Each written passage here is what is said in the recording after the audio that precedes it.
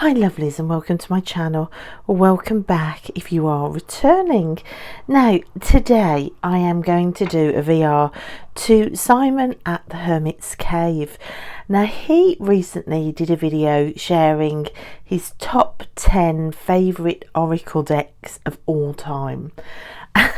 And a friend asked me to take part in this, and it fills me with horror. It absolutely fills me with horror, the thought of looking at my oracle collection, which I love, and trying to bring it down to 10. So this is actually an always changing 10. It depends on the 10 that I'm working with at any one time. Like currently I'm working with, oh my gosh, is it within grabbing distance? Right, here's one I'm working with, Myths and Mermaids by Jasmine Beckett Griffith. That is blowing my mind.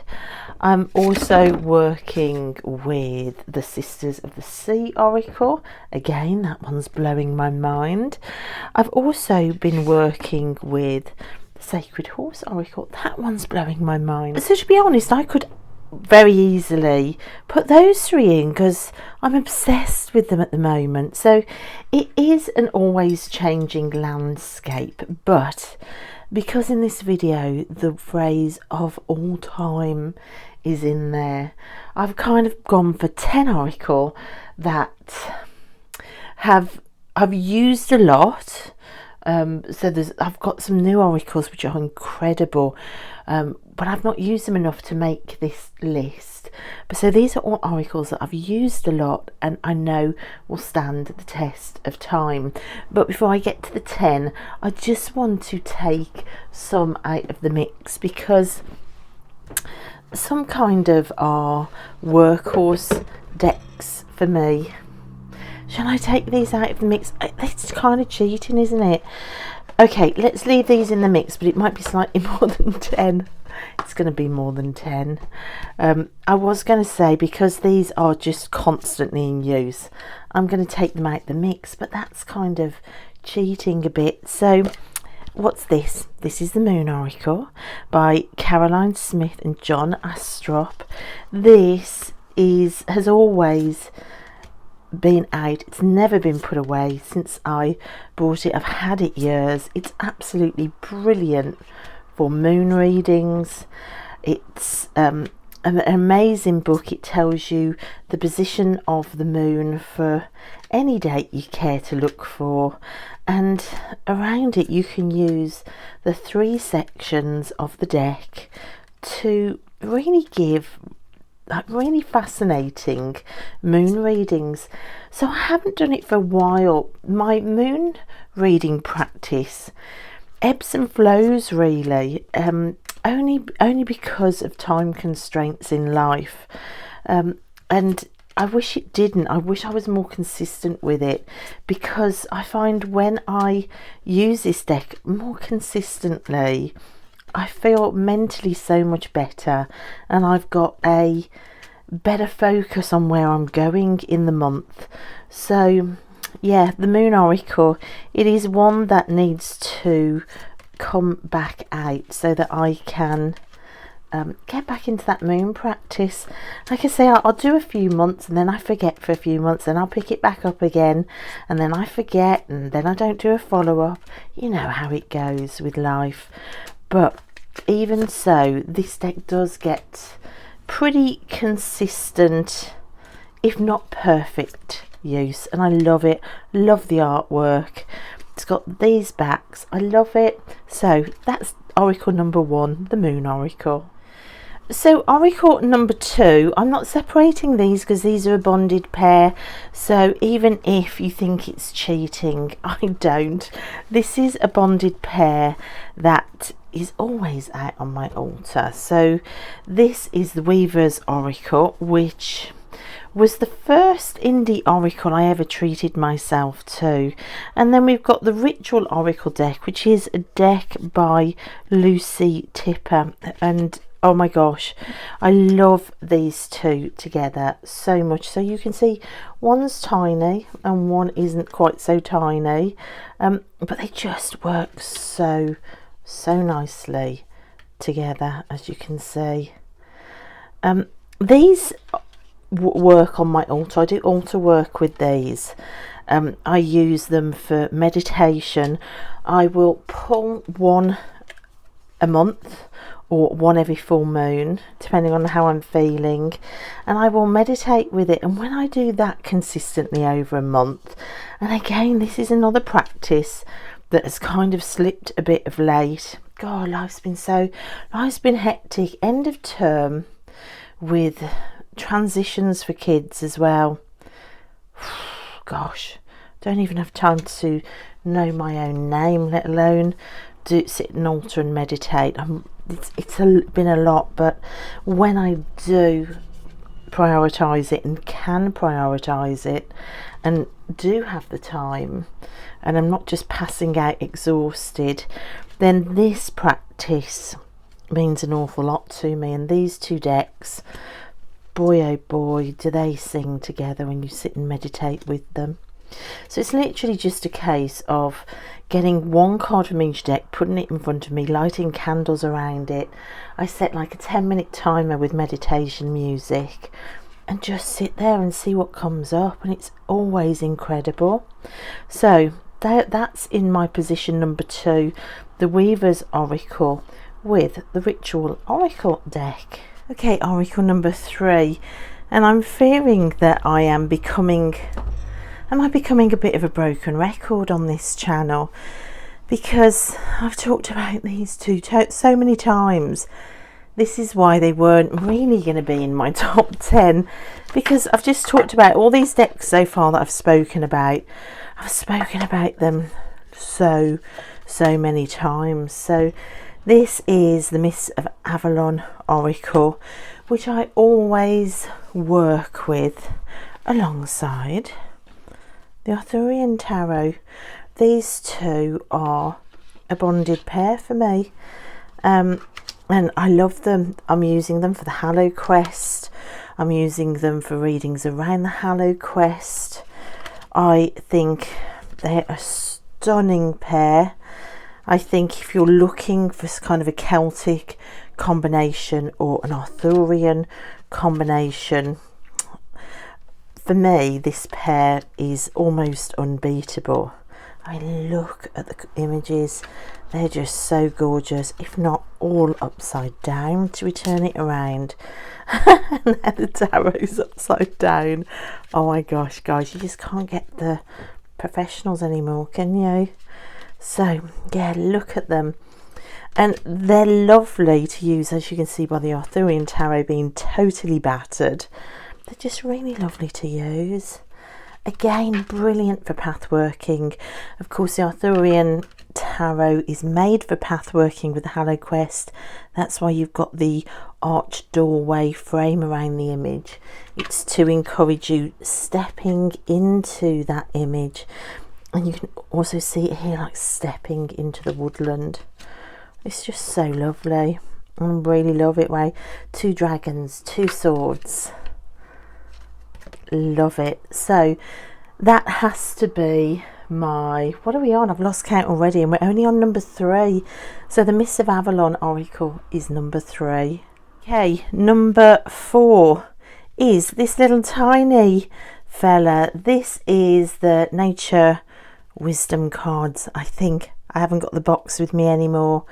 This is a really powerful, gorgeous little deck. I'm going to bring the skull with the crow out because I'm reaching over here to get its bonded pair, which is the Crow Tarot.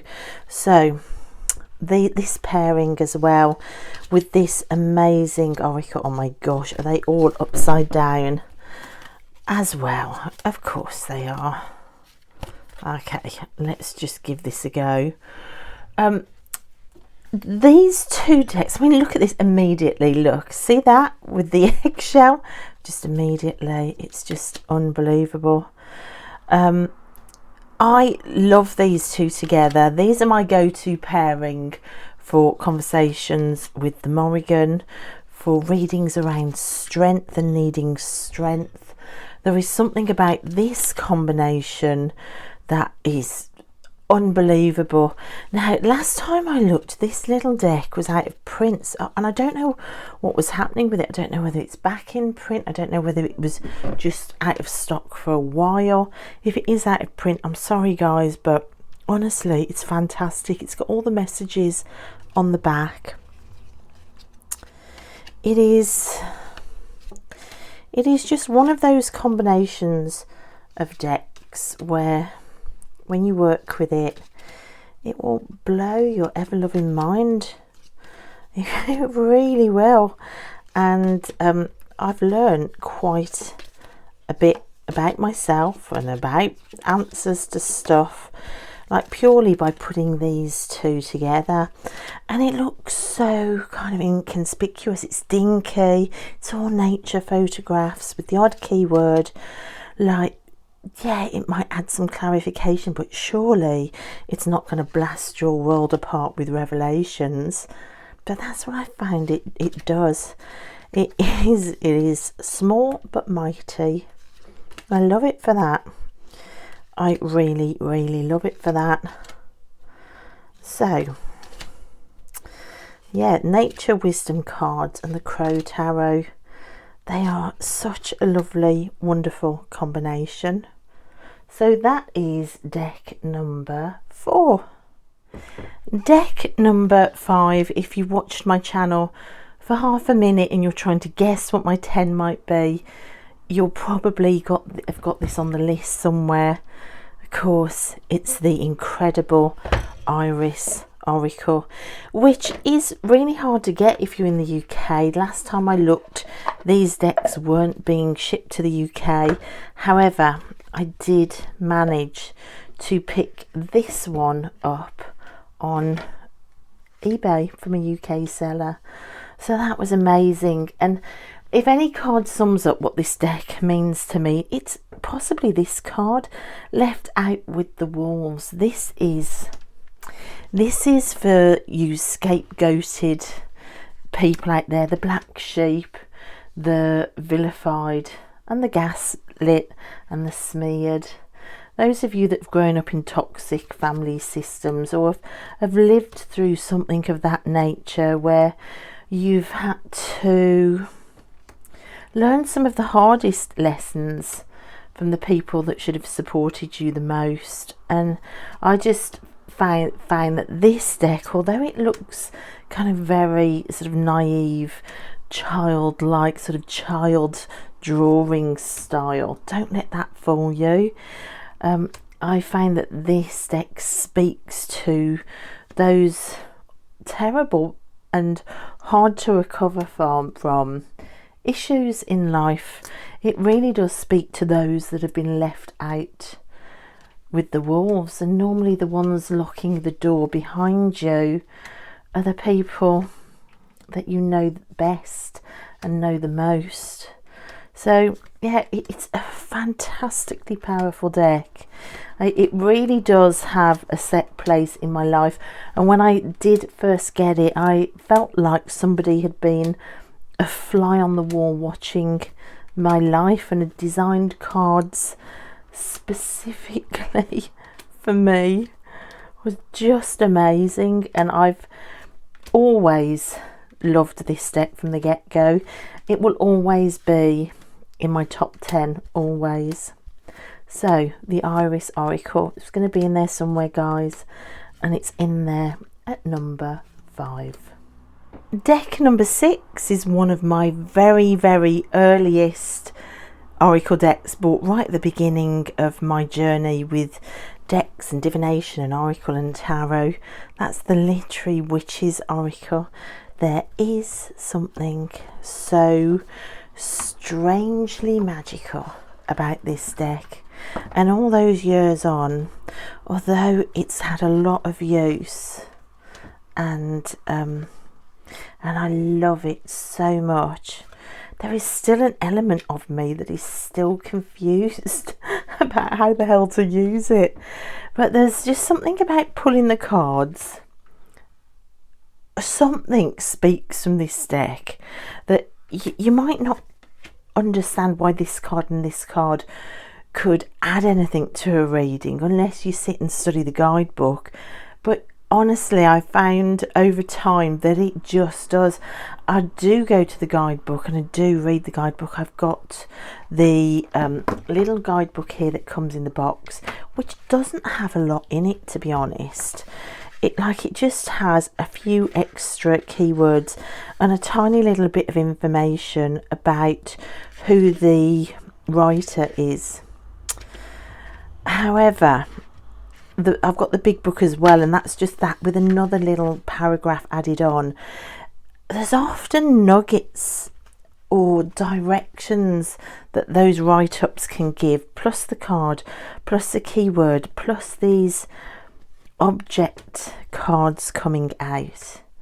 It just adds into readings in the most bizarre way. Sometimes it takes me overnight and then I'll suddenly wake up. It's one of those decks that will make you wake up in the middle of the night with a aha moment, and something's dawned on you, and then you look back at the reading and you think, what? That is amazing.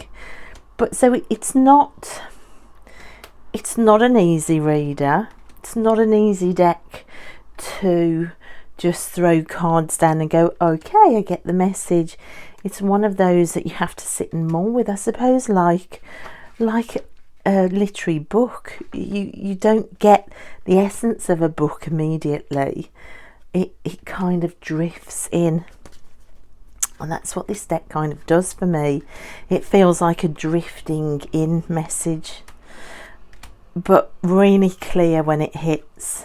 Doesn't remain foggy and unclear in that drifting. When you get it, and then it'll blow your mind. It's also a deck that I found throws up repeating cards a lot. There are some decks more than others, I think, that will do that. It's part of their message. I think they're the stubborn decks that think, no, they actually hasn't got it yet, I'm going to chuck that card back out. And I suppose that makes sense with this one being a bit harder to read with. It is a deck that's going to watch you and think, yeah, no, she hasn't worked that one out yet. So the next reading, I'll get another card. Like I got the milk card so many times, like for months. Every time we came to this deck, it was the milk card and the house card as well. Those two. And it ended up being messages about my mum and like a mother's milk and like the past and home, and when I got it, it blew my mind. And then I looked back at other readings and could see what it was trying to push the readings to. Just amazing. So well worth the extra effort. If you like witchy magical vibes coming in, this one, it's really cool. Oh my gosh, it's getting hard now. We're up to 7. There's only a few spaces left. Right, I'm going to go with this one then. Now, this is Mags's Tree Whisper Oracle. And I know that she currently got an order up for all 3 decks. Oh my gosh, which I would love to jump at. But with the reality of the cost of universities glaring me in the face every time I do a university visit, I am being a lot more careful with money, and at the minute I just can't. But you might be able to. So if you like this deck, like I say, I think there are pre-orders up. I think I'll leave Mags's details below anyway. But I love this one. So this was Mags's very first deck, the Tree Whisper Oracle. And I find that this one, gosh, it works so nicely with a whole range of cards. Plus, oh my gosh, the card stock is so divine. It just feels so beautiful to work with. I love the unusual shape of it, but I just love the way it reads, and I love the way it pairs. Like I say, it really does pair really nicely with other decks, and for me, often with an oracle, that's really important for me. So this is Oracle deck number 7, which is the Tree Whisper Oracle, which I love. Okay, Oracle deck number 8 is a Blue Angel deck. So this is Lucy Cavendish and Dan May's gorgeous Oracle, Into the Lonely Woods, which, oh my gosh, this one, I love this one. It is so beautiful to work with. Again, fantastic if you have felt like that sting of scapegoating. This one is gorgeous. Shall I move this? What does it look like against the blue? I think that kind of shows up better. Yeah, so this one is gorgeous. Fantastic just to pull like one card at a time and to sit and work through it and to journal with it, especially if you are sort of in a hermit phase where you're looking internally, trying to find solutions. It's a really nice deck to keep you company as you go into those lonely woods. But what I want to show you, a pairing that is fastly becoming a bonded pair that is surprising, and it surprised me, but it just works, and that's putting this oracle with the Somnia Tarot. You would never think that these two styles would work together. I mean, at the end of the day, this is kind of cuddly and it's soft drawn art, whereas this is quite harsh and cold and a photography based deck. But there is something about working with these two decks together that I have found, my gosh, it's been so interesting and always just so revealing. Look, immediately you've got hands there and hands there, and look, hands on the mouth there. Oh, I just love it. The petals there mirroring the sharpness of the trap there and the sharpness of the swords there.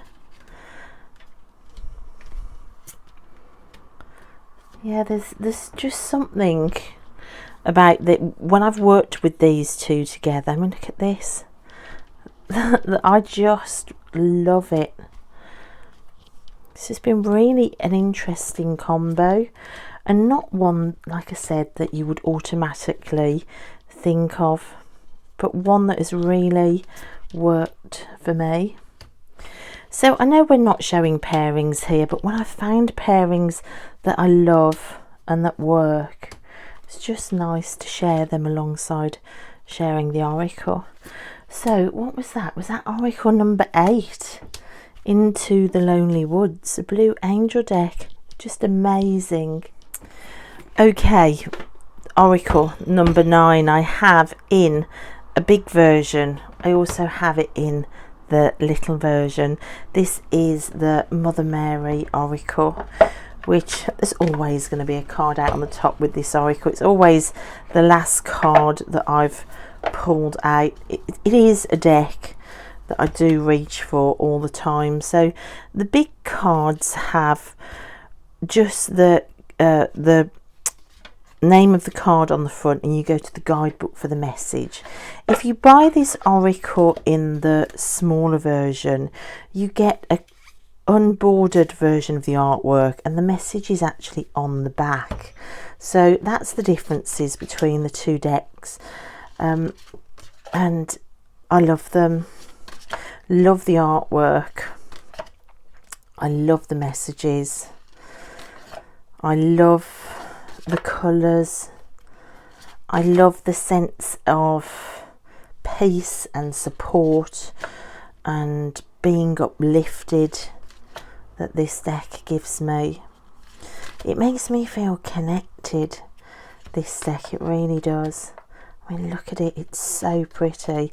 I mean, it works so nicely, you almost feel like you could work with the deck with itself and put these two versions together, which is something I've never done before, but seeing them like this, I think that might be nice to do, to like put them together. Yeah, I think I'm going to try that actually. But look, I just think it's so wonderful.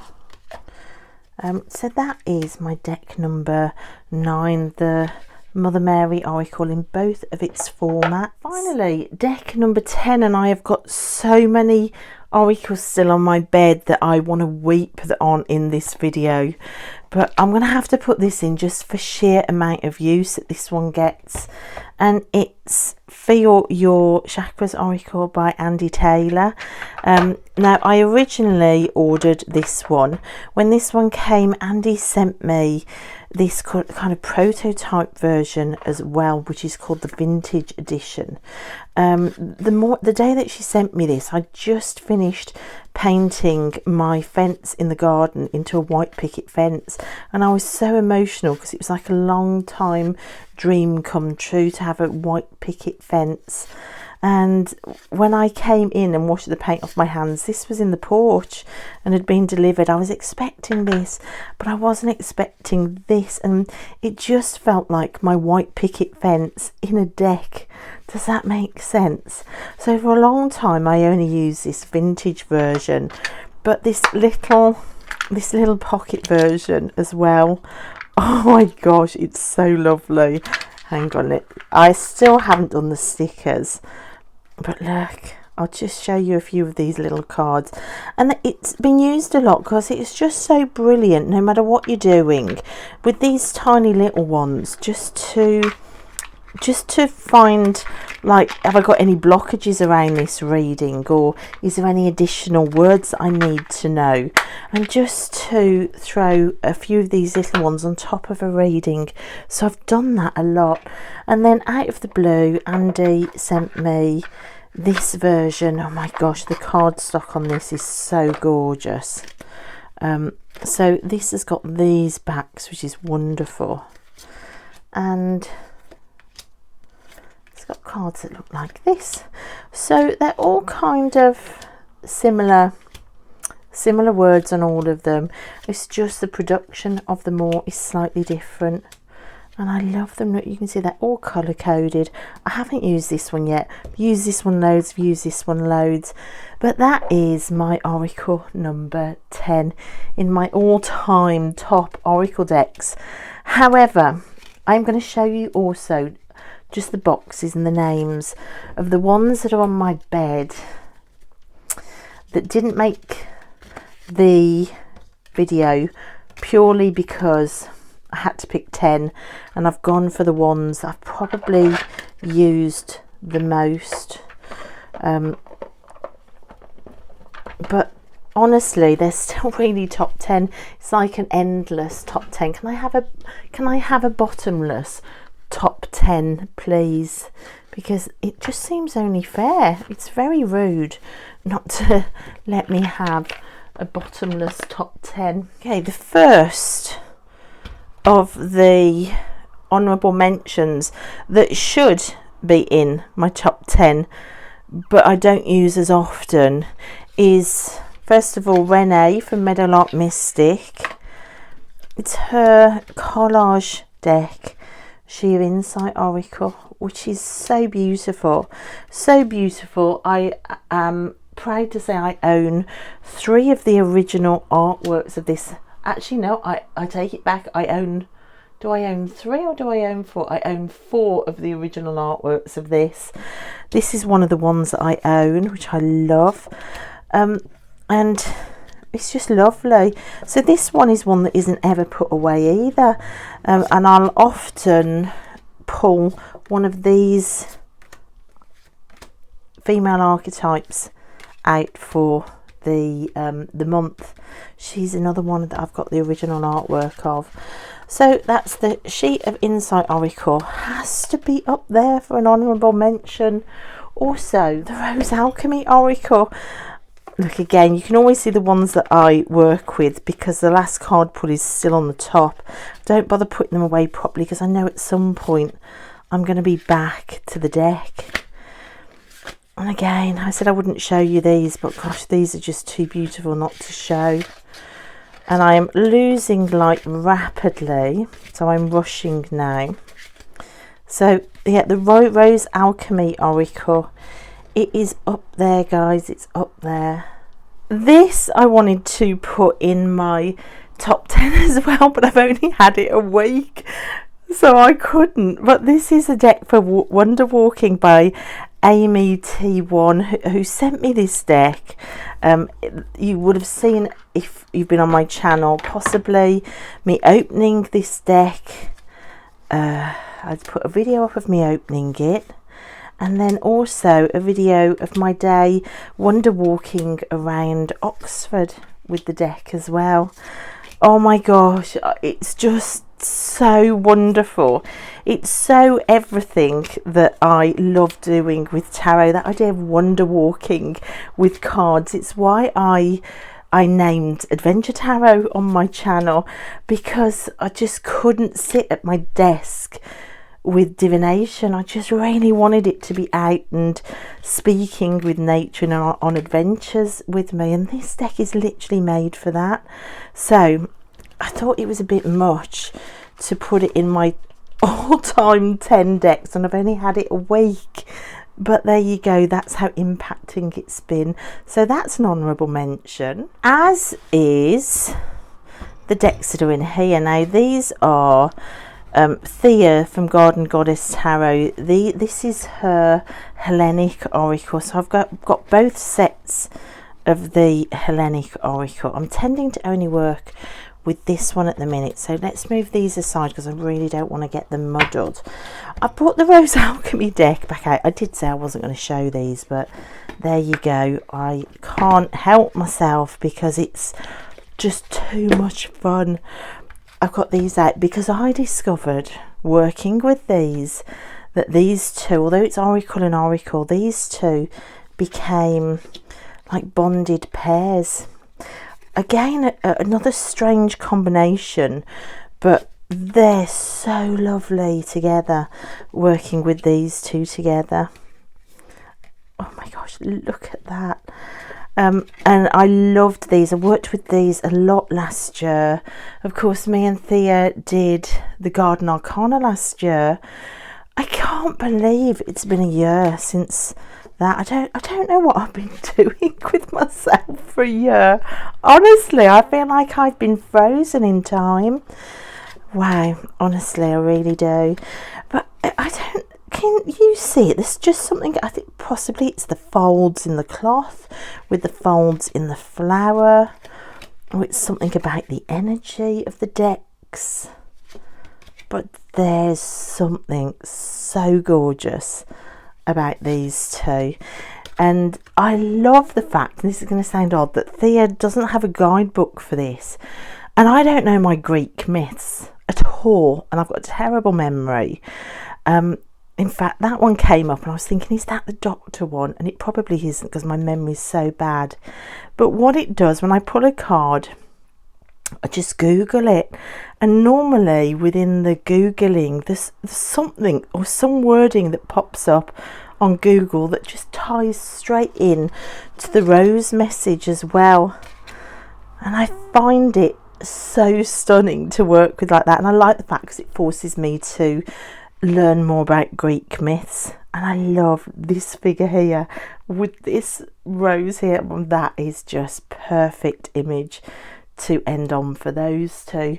So I could not do an Oracle video without putting the Hellenic Oracle in, especially seeing as the Rose Oracle was in, because like I say, they have become a bonded pair too. Oh, and there's still so many. I've got the Inner Child Oracle, the Faceted Garden Oracle, all of those. I've also got some amazing new oracles I haven't even used yet, so there's no way I could put oracles that I've not used into this, because that just isn't right to do. But guys, there's just so many. I'm going to have to stop there. So Simon, thank you so much for the video inspiration. It's been really fun. Those are my top 10 oracles ever at the moment, plus loads of honourable mentions. Sorry I cheated. What can you do about it when you love your decks? Thanks guys so much for watching, and I'll see you next time. Bye.